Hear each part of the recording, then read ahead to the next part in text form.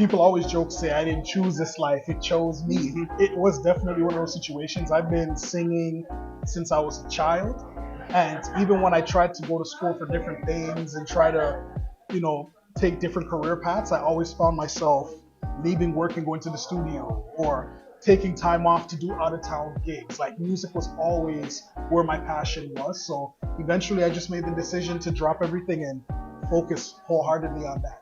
Yeah, it's interesting being a black artist in Canada, because we often try to fight for space in the Canadian industry. And when you do feel like you have a space, a lot of times you're kind of dictated like what type of artist you want to be. Like, you're kind of tried placed in a box. I remember trying out for shows like Canadian Idol and being told I gotta be sexier, or trying out for different things, and you gotta sound less gospel, or just there was always some stipulation that I was never good enough, because there was always just kind of like an image that a lot of corporations try to fit black artists in. So I think that would have been the trickiest thing for me coming up in the Canadian landscape.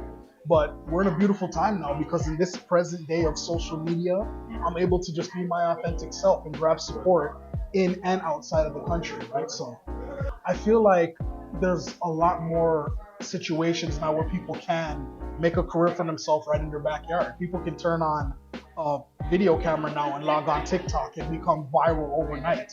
And through that alone have the strength to finesse a contract or whatever. So I feel like in present day, it's much more of a reality to where you can stay put and make a career for yourself. But there are definitely people who like the luxury of always being around artistry and creatives and producers and songwriters. So they may still say, I want to venture to a more potent market, and that's all good too.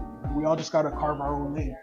If I was to think of any advice, I would say to be your authentic self, because you want to know that at the end of the day, when the mic is off, when the studio's closed, you could still feel confident about the music you're releasing, because it's your authentic self that you're putting in your artistry. Because we all got to look back on the music we create, and you're either going to look back and be proud or ashamed. So if you know you're being authentically you the entire way, then yeah, that's the advice that I would give.